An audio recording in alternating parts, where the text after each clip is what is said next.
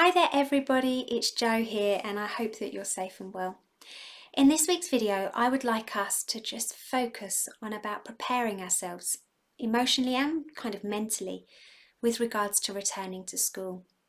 So whether you're returning to school in a few weeks, next week, this week, or you may even be back at school, this is a particular video that's just there to kind of offer you some guidance for you to better help yourself, or to help yourself as much as you possibly can.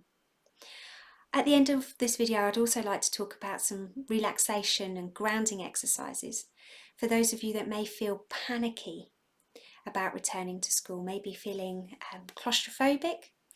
Then it's maybe just some breathing exercises and techniques that you can do to just allow yourself to find moments of calm within the chaos. So with regards to school and this, phased return, whether you feel ready or not, it's happening. And for some of you, you might be completely buzzing and excited because you'll be able to see your friends. Equally, you may feel nervous, anxious, just not sure of how you're actually feeling. You may feel both of that excited and that nervousness. And what I want to do is I just want to validate that and say that that's completely fine. And what you have to do is you have to remember that on that first day back, or that night before, maybe the weekend before, you're not the only person that's going to be feeling that sense of anxiousness, nervousness, excited, butterflies. So it's kind of embracing what's coming up. And my biggest thing is stop thinking of what could go wrong. Stop picturing it, stop imagining it, and actually think about what could go right. So imagine getting back to school and just taking it week by week, but getting back to school and being able to see your friends and finding a routine again. School uniform, the bell, having to pack your bag, having a timetable, being made to go to school. It's just realising that one of your basic needs in life is routine. And with that routine will allow you to kind of just get back on track. For some of you, you may not have even left the house for weeks. And that might be quite daunting. So it's just taking it moment by moment, step by step, day by day, week by week. So what I'd like you to do is I'd like you to always think about your basics. And I harp on about this so much, I know. But it's about that sleep routine. It's about the diet. Too many of you, I'm sure, have been drinking energy drinks and eating what you want when you want. So it's this sense of eating, trying to get back to the right food. It's also about that exercise, getting back into that walk to school. And at least it's not winter. At least it's not winter. We miss the snow.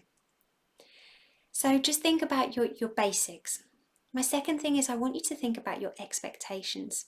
If you are somebody that is a perfectionist, that has really high standards of themselves, I think the best thing that you could do is just to lower your expectations of yourself.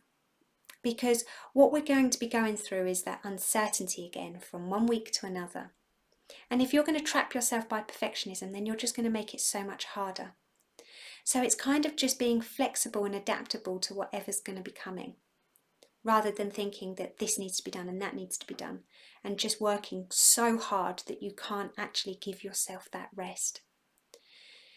Because my third point is that importance of self-care. It's the importance of getting what work needs to be done and resting. So it's kind of working and earning yourself that rest. And if you're somebody that really struggles to do rest, to take rest, to embrace it, then it's just realising that you can't burn the candle at both ends. You can't burn the candle at both ends. It's not fair. And burnout isn't going to get you anywhere. I'd like to think for those in year 11 and year 13, so those are kind of going to be leaving school this particular summer, I'd like to think that there's a sense of ease, that we know how our summer grades, our exams, our GCSEs are going to be graded this year. So it's just focusing on your attendance and just taking each lesson and each assignment and each topic. But I'll do a different video on that. So if you are back to school, if you are kind of worrying about being back to school, and sometimes we get that fear of being sick so much that makes us even more panicky, or we fear having a panic attack, that can almost bring on a panic attack. So what I'd like us to do is just focus on some grounding exercises. So if you do feel as if the outside is coming in and we're feeling that our breath is changing, it's to make sure that you can kind of maybe focus on your hand and do finger tracing.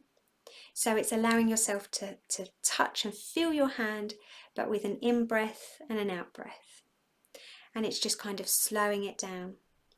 It might be having the opportunity to have maybe a fidget toy that you could have in your pocket discreetly. I say the word discreetly, by the way, people. It's also about that grounding of 5 things you can see, 4 things you can hear, 3 things you can touch. 2, this is me testing myself. 2 things you can smell, and 1 thing that you can taste. Those last 2, I've said this before, are so tricky, but most definitely just grounding yourself in the here and now of, what can I see? What can I hear? I also like the rainbow kind of exercise, which is imagining the colours of the rainbow and picking each colour from the rainbow and looking around the room, the classroom, wherever you might be, and thinking about what can you see of that particular colour. So that's quite important. So yes, I'm going to leave it there because you know me, Little Miss Chatterbox can just keep going. But as I said, let's stop thinking of all the things that could go wrong and let's start thinking of all the things that could go right. Whether you like it or not, actually this sense of routine will help. It will help. The hardest thing is getting into the swing of it. So will it be easy? Possibly not. But it will be worthwhile once you're in that routine. And then together, we'll just take it week by week. You take care, everybody, and I'll speak to you all next week. Bye.